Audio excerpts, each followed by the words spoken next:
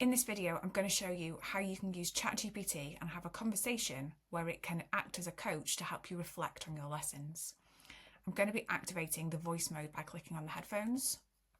I've just taught a lesson to my students. I want you to act as a coach and help me to reflect on my lesson.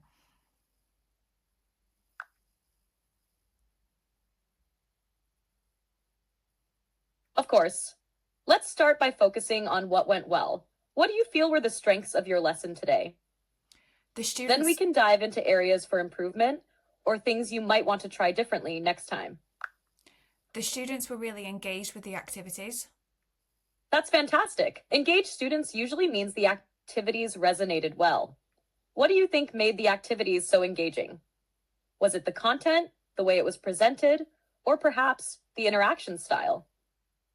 The students were working in groups, which definitely helped, and each person in the group had a specific role to play, so every student knew what they were doing.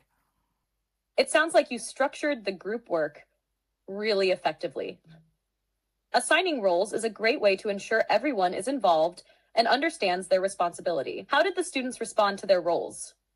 Did you notice any particular roles that students gravitated towards or any challenges in managing them?